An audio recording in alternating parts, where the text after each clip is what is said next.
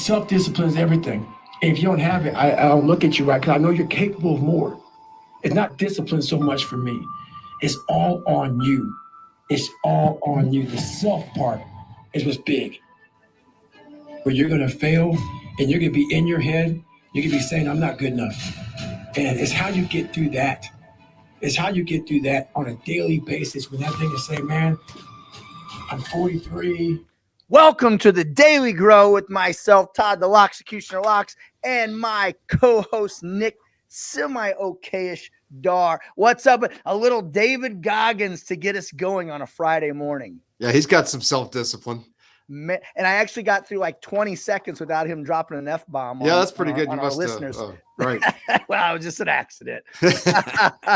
So today on the Daily Grow, first of all, let's talk about your sign. So the Daily Grow show, we've had 9 episodes and we haven't had one injury. 0 injuries. Zero. Yeah, that's We good. are doing great. We are doing great. Maybe some emotional scars, but no physical injuries. I'm sorry for some of the things I've said to you. Somebody had well, to. It's really the audience members. I'm scarred because somebody said Bill Murray should play me in a movie, and he's 73 years old. He's almost like twice my age. Well, they're probably talking about the 65-year-old. Okay, I guess Murray. that's better. Yeah. Maybe they meant because he's funny. Probably not, but silence. Exactly. So we're talking. It's Friday. We're in. It's F-bomb Friday. It's fitness and football Friday. So, I don't know if you see my sign. Hey Nick, I've seen better pipes under a sink. That's referring to you. Sorry. There's another emotional scar from the show. More emotional scars. I might have to erase my number. Start back over at 0. One thing I wanted to bring up with fitness and me being in the fitness industry, if you will, a fitness professional, if you will, an expert. Sure. Okay. Is what we've seen here at my gym and over the past 12 years, 13 years, is that November turns into like the worst attendance of November and December turns into the worst attendance of any months throughout the year. I feel like once Halloween gets here, the Halloween season, people just go into vacation mode. You should like, you know what? We're just going to cash it in. I'm going to eat from October 31st until Thanksgiving. I'm just going to sit around and eat my kids' trick or treat candy. Then Thanksgiving rolls in. I'm going to eat my pumpkin pie and my turkey until the Christmas hams come in. So I think that's probably true. Like when the Halloween candy is the start of it, and then it just snowballs from there. So you probably need to work out even more or be more disciplined about your workout. Because I'm going to Thanksgiving and around the holidays. So you got to make sure you get the workout in for sure. And I also don't think that like it gets dark at like 3:15 p.m. now. Do you know what I'm saying? I don't think that helps. It starts to get a little darker. It starts to get a little colder. I mean, I get it. But that's when you need to step it up. Do you know what I'm saying? Is that David Goggins' opening said, it's you versus you. You know, there shouldn't be any, you shouldn't take health breaks, workout breaks. You know, it doesn't make sense to me.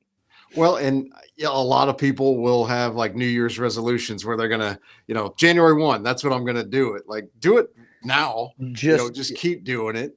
And if you do it now, then it's okay to have a New Year's resolution, but start from a better point than where you do it. Right. You don't just have to erase the board, cash it in, mail it in, say, I'm not doing anything. I'll just wait for my New Year's. That's not the way to do it. You want to get a resolution, get a jump start on all the New Year's resolutionists. You know what I'm saying? Jump start now.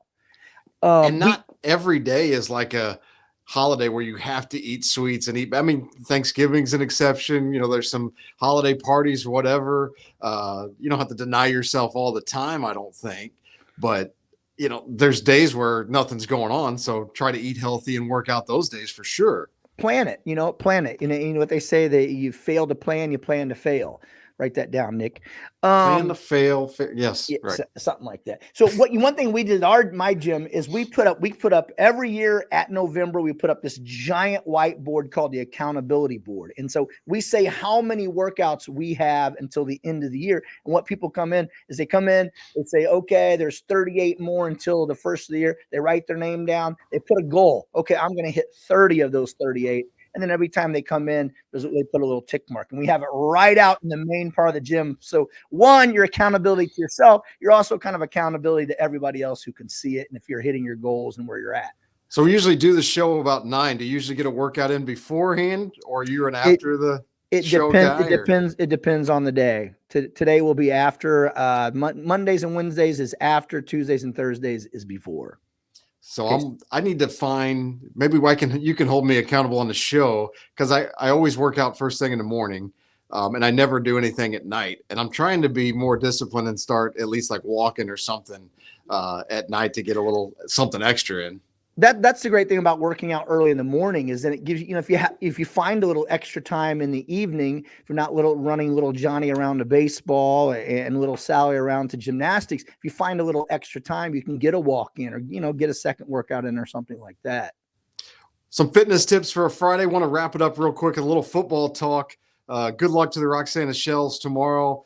Class, one more game, and they're going to the state championship if they get a win tomorrow. 3:00, Charlie Rage Field in Roxana. Game will be on the Big Z. It's going to be on riverbender.com as well. So probably a lot of people are going to be hearing my voice tomorrow. Brent Berklin and I will be on the call.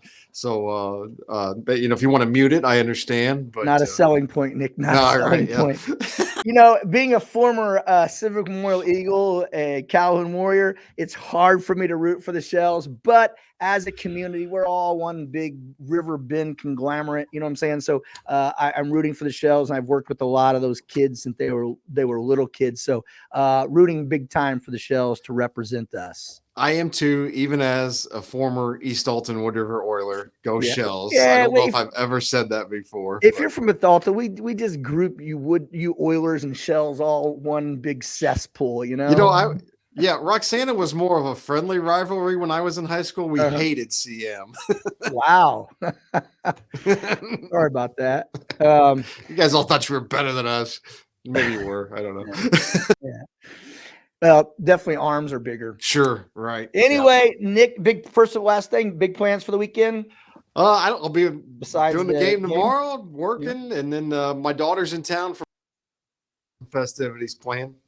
Yeah. I have kind of a wide open weekend, which I love to have. Hopefully it's some relaxation and a little productivity.